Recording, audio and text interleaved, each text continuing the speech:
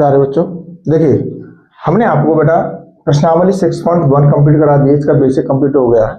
अगर आपने इन एक्सरसाइजों को नहीं देखा, बेसिक को नहीं देखा है, तो डिस्क्रिप्शन में लिंक दे रखी है, वहां से जाकर के आप देख सकते हो। तो देखिए इस वाली जो एक्सरसाइज है 6.2, इसमें क्वेश्चन नंबर 1 कहता है कि आकृति 6.17 जो दे रखी है हमारे पास, डायग्राम है इसमें। तो इसमें कह रहा है पहले में और दूसरे में दो डायग्राम दे रखे हैं हमारे पास। इसमें कहता है कि डीई समांतर बीसी है, तो पहले में कह रहा है ईसी और सेकंड में कह रहा है एडी, इनकी वैल्यू ज्ञात करवाई है। तो देखिए बेटा यहां पर जो दे रखा है, सबसे पहले क्वेश्चन नंबर 1 का फर्स्ट, अब इसका चित्र है हमारे पास, यहां लिख दो दिया है।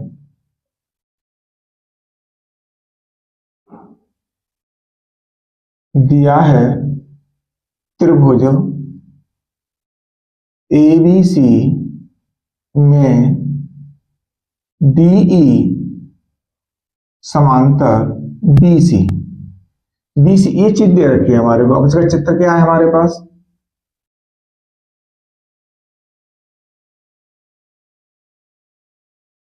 ये ए है, ये बी है, ये सी है, और यहाँ डी है, और यहाँ पर है ई। अब ये दे रखा है 1 सेंटीमीटर, ये दे रखा है 1.5 सेंटीमीटर, और ये दे रखा है 3 सेंटीमीटर। ठीक, अब इसमें पूछा क्या गया है, ये वाली वैल्यू पूछी गई है ईसी। तो देखिए सबसे पहले हम क्या लगाएंगे बेटा, हमने आपको थ्योरम कराई थी थेल्स प्रमेय, ठीक है, आधारभूत समानुपातिक प्रमेय। तो इसमें वही लगाएंगे हम। तो आधारभूत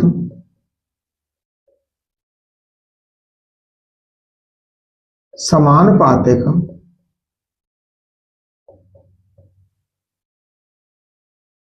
प्रमेय से, अब ये प्रमेय क्या होती है बेटा, इन प्रमेय में क्या होगा, इनकी ये भुजाओं का जो अनुपात है वो कैसा होगा, समान होगा। यही सिद्ध किया था उसमें। तो ये हो जाएगा AD upon BD is equal to AE upon EC। ये हमारे को बन गया किससे, आधारभूत समानुपातिक प्रमेय से। अब इनकी वैल्यू लगा देंगे। AD का मान कितना है हमारे पास 1.5, बट्टे BD का मान कितना है 3, इज इक्वल टू AE कितना है हमारे पास 1, और EC कितना है पूछा गया है।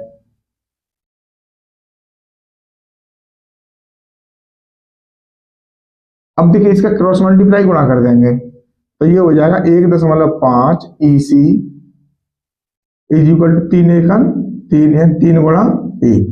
अब इसका हम इसमें भाग दे देंगे, क्योंकि इधर गुणा में, इधर जाके किसमें हो जाएगा भाग में। EC इज इक्वल टू 3 बट्टे 1.5, यहां से पॉइंट हटाएंगे, यहाँ 0 रख देंगे। 15 1 15, 15 दूनी 30। अब EC जो है हमारे पास कितना आ गया, 2 सेंटीमीटर आ गया। यही हमारे पास इसका आंसर है। अब देखिए दूसरा वाला क्वेश्चन, अब दूसरा वाला जो पार्ट दे रखा है उसके लिए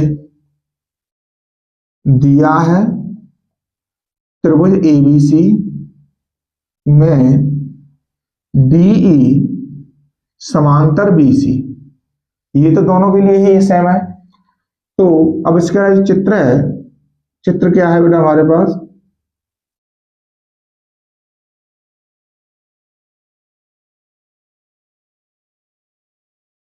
A B और C, यहां है D और यहां है E।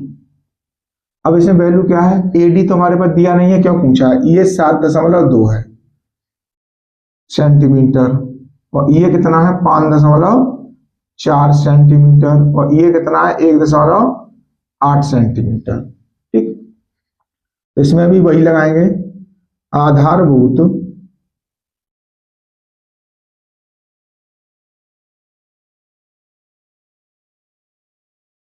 आधारभूत समानुपातिक प्रमेय।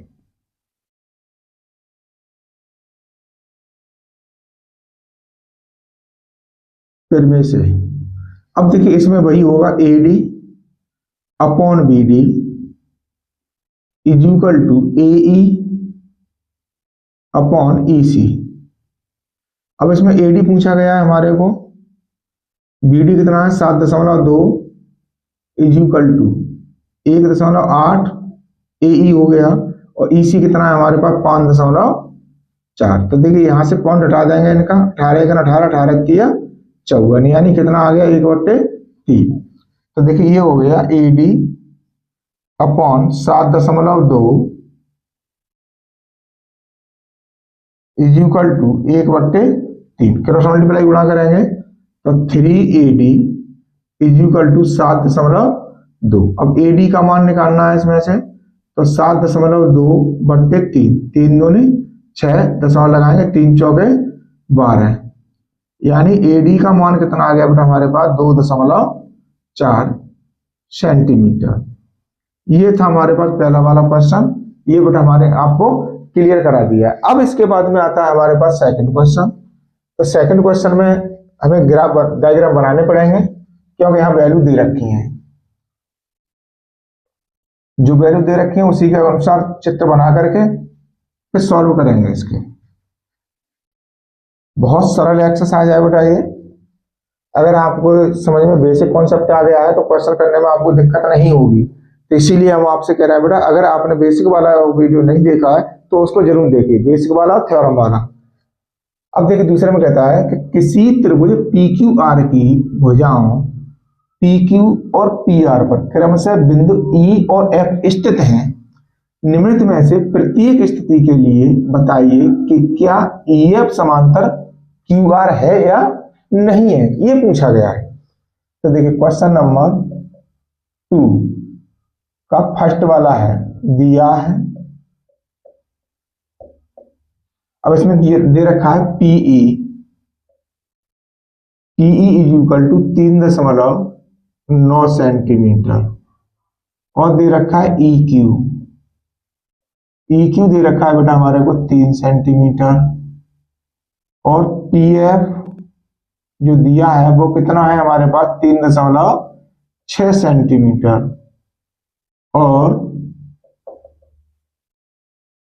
FR की वैल्यू है हमारे पास 2.4 सेंटीमीटर, ये दे रखा है। तो देखिए यहां पर जो है हम चित्र बनाएंगे। अब त्रिभुज है इसमें PQR, ये नामांकन कर दिया।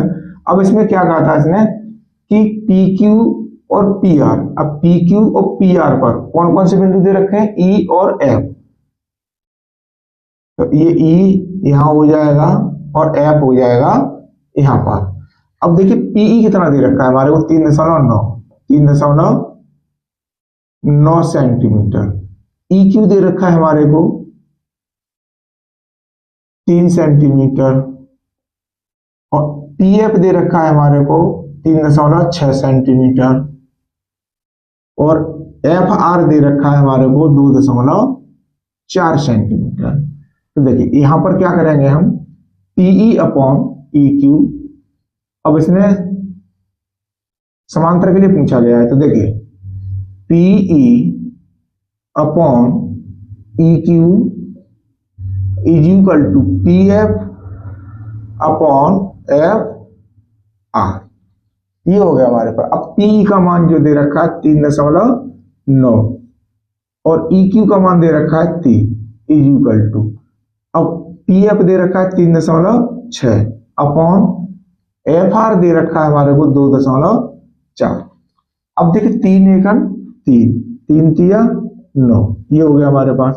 अब इसे काटेंगे, 12 तिया 36 और 12 दूनी 24, यानी ये आ गया 1.3 इज इक्वल टू। अब इससे इसको काटेंगे तो ये कट जाएगा 1.5 बार, 1.5। अब ये देखिए कि ये दोनों इक्वल है या नहीं है। अब यानी 1.3 इधर है LHL में, 1.5 किधर है RHL में, तो ये बेटा नॉट इज इक्वल टू हुए, यानी बराबर नहीं है।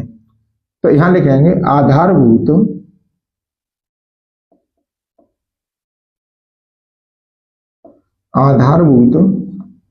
समानुपातिक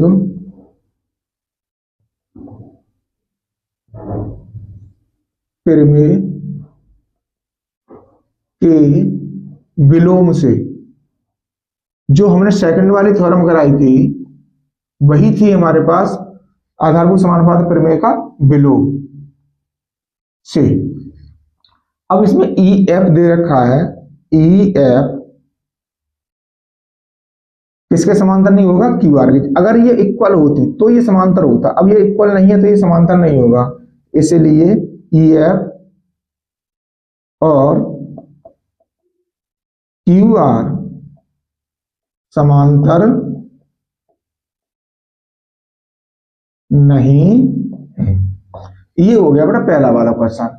इसमें जो पहला वाला क्वेश्चन पूछा गया था ये वाला। अब है इसका सेकंड वाला। सेकंड वाले में भी यही काम करना है।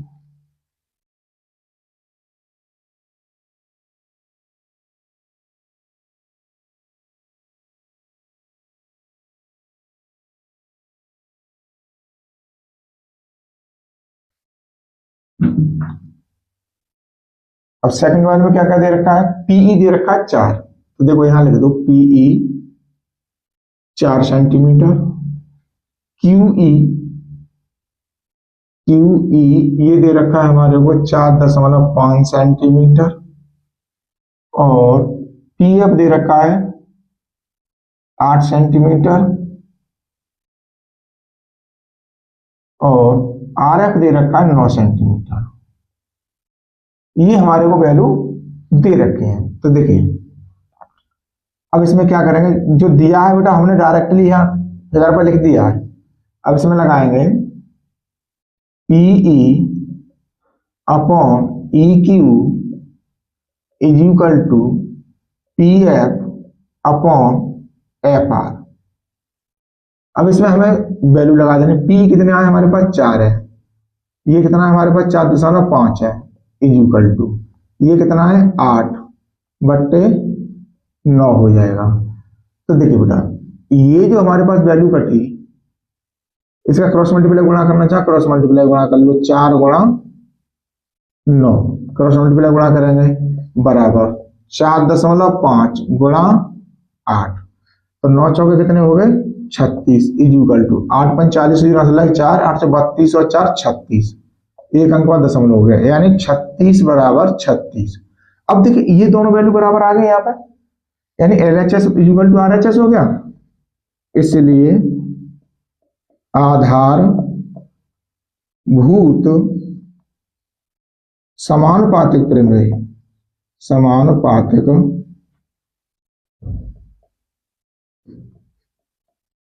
प्रमेय के विलोम से,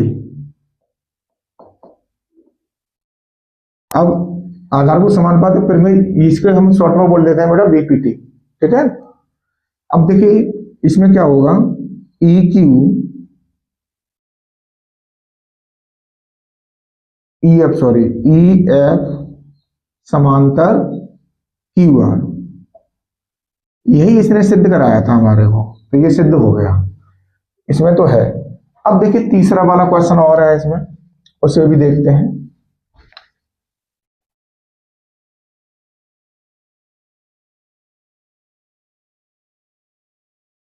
अब तीसरे वाले में क्या कहता है बेटा हमारे को, ये दूसरा था अब तीसरा है।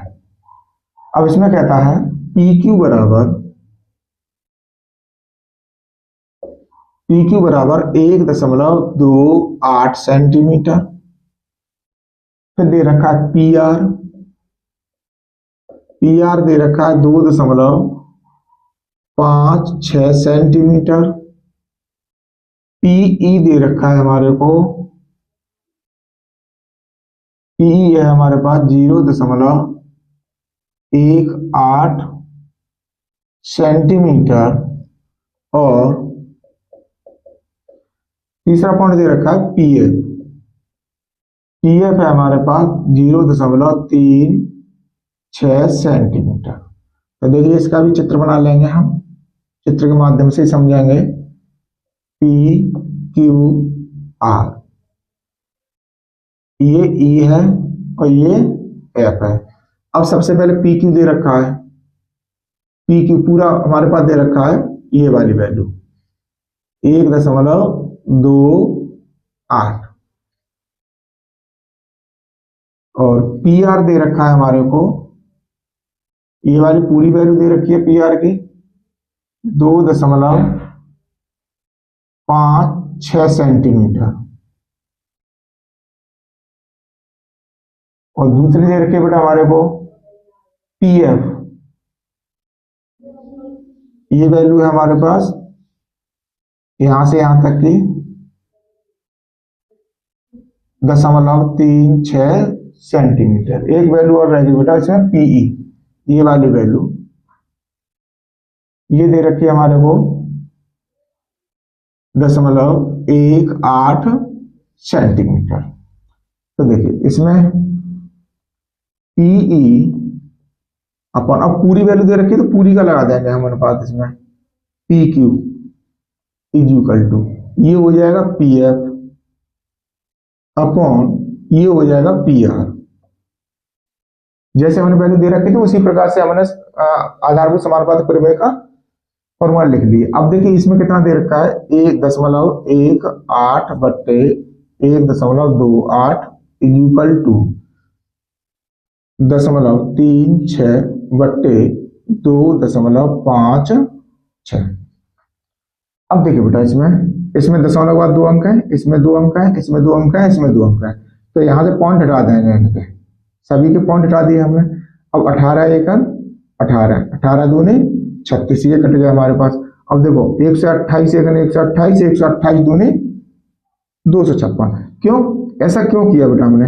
ऐसा इसलिए किया क्योंकि ये अंश अंश कट जाते हैं, हर हर कट जाते हैं। अब 2 एकम 2 2 एकम 2, तो ये आ गया 1 बराबर 1। अब यहां लिखेंगे आधारभूत समानुपातिक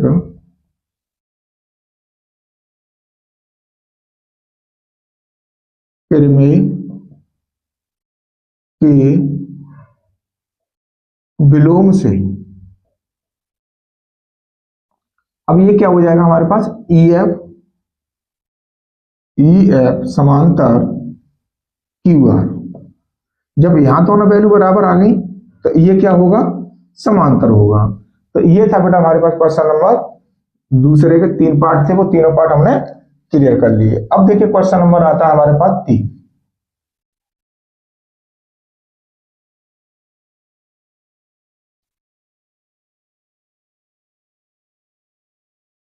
क्वेश्चन नंबर 3। अब क्वेश्चन नंबर 3 क्या है? इसमें कहता है बेटा आकृति 6.18। देखो आकृति हमारे पास ये बनी हुई है 6.18 वाली। तो आकृति 6.18 में यदि एल एम समांतर सी डी और एल एन समांतर सी डी हो तो सिद्ध कीजिए कि A M upon A B is equal to A N upon A D.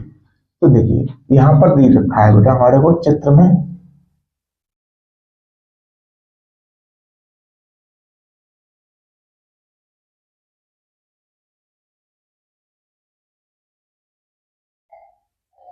ये ए है, ये बी है, और यहां पर है हमारे पास सी, और यहां दे रखा है डी, और यहां दे रखा है एम, और यहां दे रखा है एल, और यहां दे रखा है एन। ठीक, तो इसमें दे रखा है, दिया है एल एम समांतर सी बी और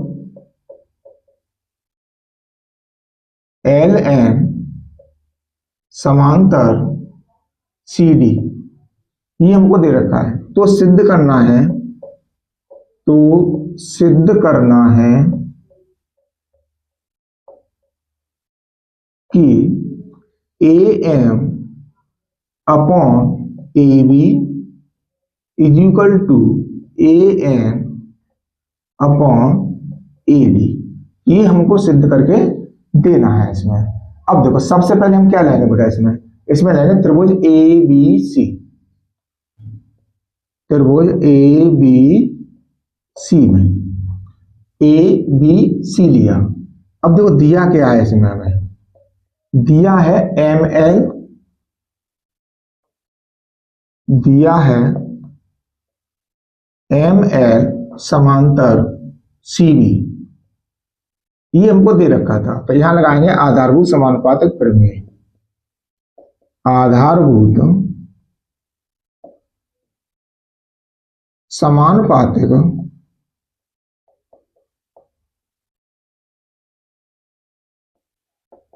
प्रमेय से।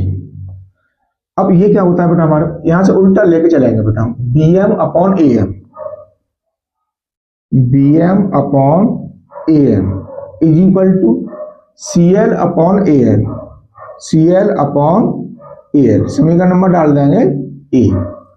अब लेंगे हम समीकरण ए सी डी, त्रिभुज को ले लेंगे, त्रिभुज ए सी डी में, इसमें भी दिया है, इसमें क्या दे रखा है, एल एन समांतर सी डी, ये हमारे को इसमें दे रखा है। तो अब इसमें क्या करेंगे, इसमें भी बेटा उसी प्रकार से चलेंगे, D N upon A N, यहां लिख लो पहले आधारभूत समानुपातिक प्रमेय, आधारभूत समानुपातिक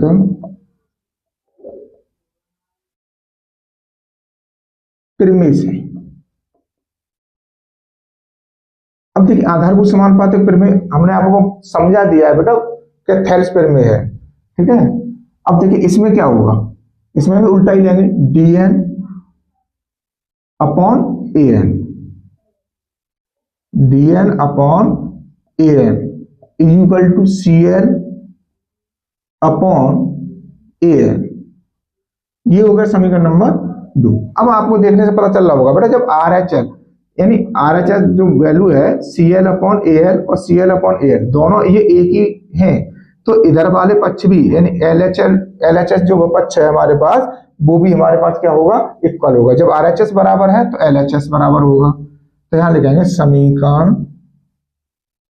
1 व 2 से, तो ये वैल्यू हो जाएगी A M upon sorry B M, समीकरण नंबर 1 है B M upon A M is equal to D N upon A N, ये हमारे पास वैल्यू क्लियर होगी समीकरण 1 और 2 से। तो थोड़ा इधर आएंगे, अब यहां बेटा दोनों पक्षों में 1 जोड़ देंगे, दोनों पक्षों में 1 जोड़ने पर, अब जब दोनों पक्षों में 1 जोड़ेंगे तो ये बन जाएगा B M upon A M, B M upon A M plus 1 is equal to, ये हो जाएगा D N upon A N plus 1, ये वैल्यू हमारे पास होगी। देखो इसके नीचे भी हमने 1 मान लिया, इसके भी नीचे 1 मान लिया, तो एलसीएम क्या हो गया इसका ए एम। अब देखिए बेटा यहां तो ए एम का भाग ए एम में देंगे तो 1 बच जाएगा, 1 का गुणा बी एम में कर देंगे तो ये हो जाएगा बी एम प्लस, अब 1 का भाग हम ए एम में देंगे तो ए एम बार जाएगा, तो ए एम का गुणा 1 में करेंगे तो ये हो जाएगा A M is equal to, इसी प्रकार से इधर कर देंगे D N plus A N upon A N. अब देखिए आप देखिए यहां पर कि B M plus A M किसके बराबर हो गया, पूरा ए भी बन गया, इधर D N plus A N, D N plus A N किसके बराबर हो गया, पूरा ए डी के बराबर हो गया। तो देखिए बेटा ये हो गया हमारे पास A B upon A M is equal to, अब डी एन ए एन किसके बराबर हो गया, ए डी के अपॉन ए एन, ये हमने यहां पर निकाले। अब देखिए इसका में क्या करेंगे, व्युत्क्रमानुपाती नियम लगा देंगे। तो देखिए इधर ले लो बेटा, यहां अब लिखेंगे हम व्युत्क्रमानुपाती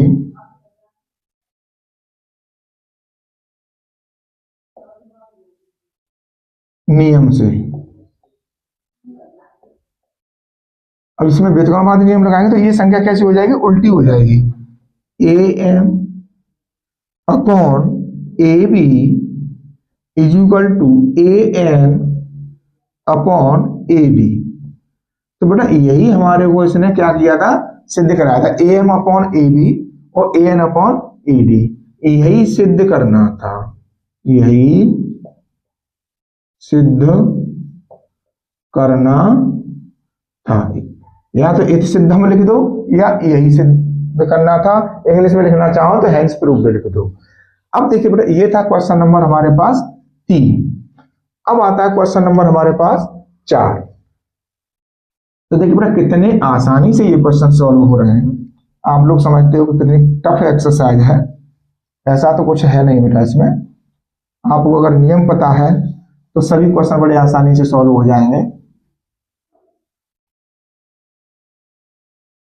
अब क्वेश्चन 4 है हमारे पास।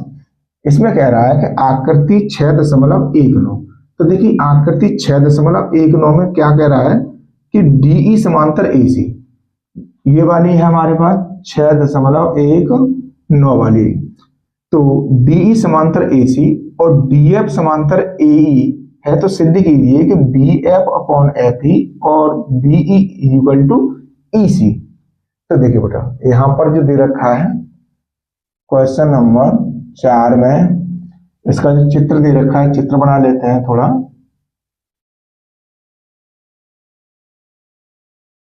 ये है ए बी सी, यहां पर बिंदु है बेटा हमारे पास डी,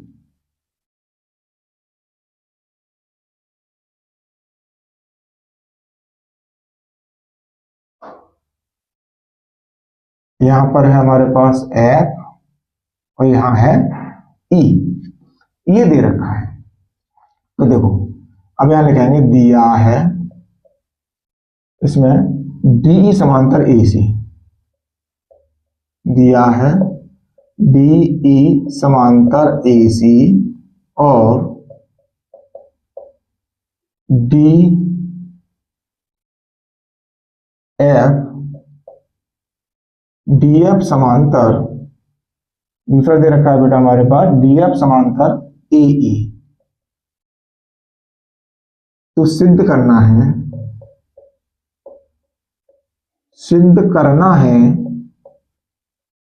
अब सिद्ध करने के लिए क्या दे रखा है, B F upon F E is equal to BE upon EC, ये चीज दे रखी है। तो सबसे पहले लेंगे हम त्रिभुज ए बी सी में, त्रिभुज ए बी सी में। अब पूरा त्रिभुज आ गया, इनसे बीच वाली सब है कोई संबंध है, ए बी सी। अब इसमें क्या दे रखा है, दिया है। अब देखिए इसमें दे रखा है डीई समांतर एसी, डीई समांतर एसी, डीई समांतर एसी। तो इसमें क्या लगाएंगे, आधारभूत समानुपातिक प्रमेय, आधारभूत समानुपातिक प्रमेय से। तो इसमें लगाएंगे A D upon B D is equal to BE upon E C, ये लगा दिए, समीकरण नंबर हो गया ए।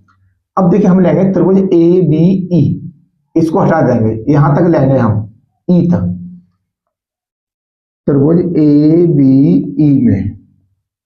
अब इसमें क्या दे रखा है बेटा, इसमें दे रखा है डीएफ समांतर ए, ये वाला दिया है डीएफ समांतर एई, आधारभूत समानुपातिक प्रमेय,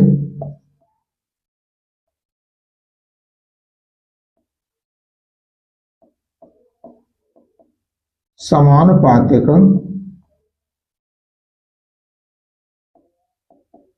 प्रमेय से। अब इसमें लगाने देखिए A D upon B D is equal to B F upon F E, समीकरण नंबर हो जाएगा 2। अब देखिए यहां पर A D upon B D, इसमें भी A D upon B D की वैल्यू है, इसमें भी A D upon B D की वैल्यू है। तो यहां पर जो एल एच एस बराबर है वो आर एच एस ही बराबर होगा। जब एल एच एस बराबर, यानी बायां पक्ष बराबर हो रहा है तो दायां पक्ष बराबर होगा। देखिए समीकरण 1 व 2 से क्या हो जाएगा बेटा हमारे पास, BF upon FE is equal to BE upon EC। तो देखिए यहां पर BF अपॉन FE और BE अपॉन EC यही करा रहा था, इत्ते सिद्धम, यही हमारे को इसने सिद्ध कराया था। तो ये था बेटा हमारे पास क्वेश्चन नंबर 4 वाला। अब आता है हमारे पास क्वेश्चन नंबर 5। इसमें 10 क्वेश्चन है बेटा पूरी एक्सरसाइज में, 5 क्वेश्चन हम इस वीडियो में कराएंगे और 5 क्वेश्चन आपके नेक्स्ट जो वीडियो आएगा उसमें कराएंगे। तो देखिए इसमें कह रहा है आकृति इसमें भी दे रखी है, देखो यहां लिखते हैं क्वेश्चन नंबर 5, इसमें दे रखा है, दिया है डी समांतर OQ, BE समांतर OQ और DF समांतर OR। अब ये कह रहा है तो सिद्ध करना है, तो सिद्ध करना है कि EF समांतर QR, ये हमको सिद्ध करके देना है। तो देखिए इसका चित्र दे रखा है, चित्र को बना लेते हैं बेटा हम।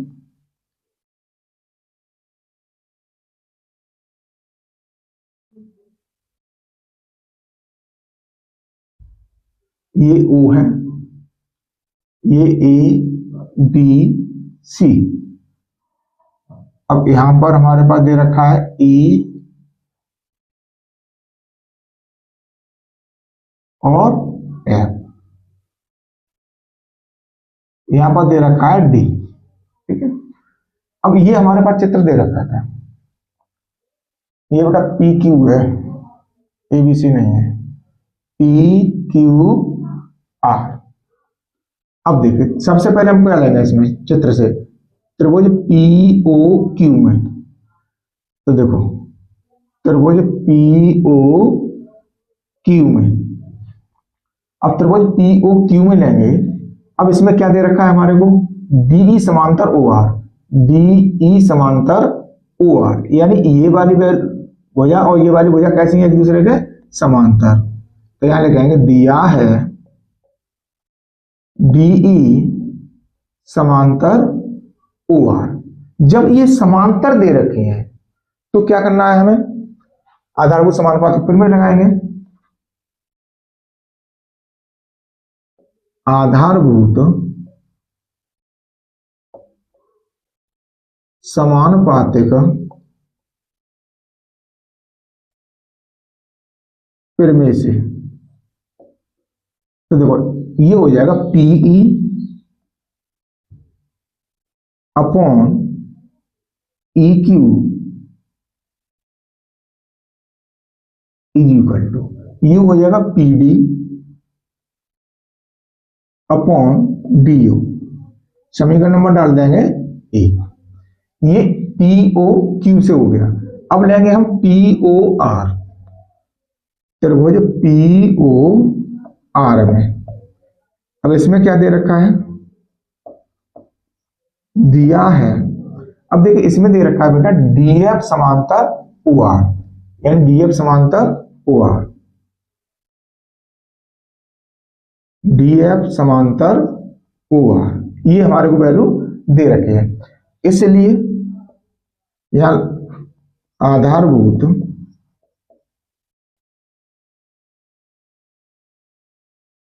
समानुपातिक प्रमेय, पातिक प्रमेय से, अब देखिए इसमें क्या हो जाएगा बेटा हमारे पास PF upon FR is equal to PD upon DU। समीकरण नंबर हो गया बेटा ये हमारे पास 2। अब देखिए यहां पर ये भी P D upon D you है, ये भी P D upon D you है, यानी दायां पक्ष जो है वो कैसा है, बराबर है। जब दायां पक्ष बराबर है तो क्या होगा, बायां पक्ष भी बराबर होगा। तो यहां लिख आएंगे समीकरण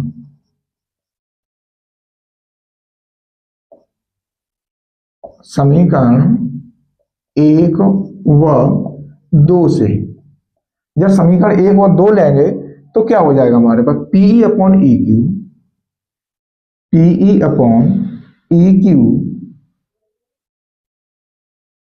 इज इक्वल टू, ये हो जाएगा P F upon F R. ये हमारे पास वैल्यू आ गई। अब देखिए ये हो गया हमारे पास पीई अपॉन ई क्यू और P F upon F R. अब यहां पर क्या लगाएंगे, हम लगाएंगे आधारभूत वाला भी, लेकिन यहां विलोम होगा, इसका उल्टा। तो देखिए यहां लिखेंगे हम आधारभूत समानुपातिक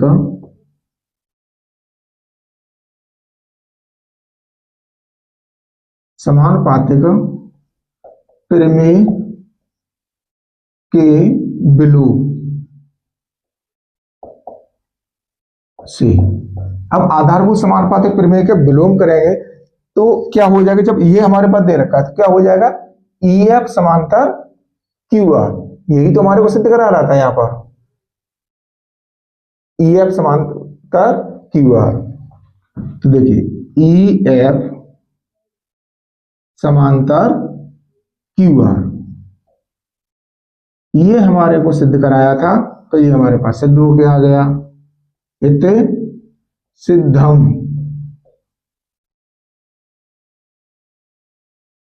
ये था हमारे पास बेटा क्वेश्चन नंबर 5। इसको सॉल्यूशन को हमने कंप्लीट कर दिया। अब उम्मीद करते हैं बेटा आप लोगों को हमारा पढ़ाना अच्छा लगा होगा, समझ में आया होगा। अगर बेटा हमारा पढ़ाना अच्छा लगा है, समझ में आया है, तो आपसे एक ही रिक्वेस्ट है कि बेटा वीडियो को ज़्यादा से ज़्यादा अपने दोस्तों के साथ में शेयर कीजिए, लाइक कीजिए, कमेंट कीजिए। अगर हमारे चैनल पर नए हैं तो चैनल को सब्सक्राइब कर लीजिए।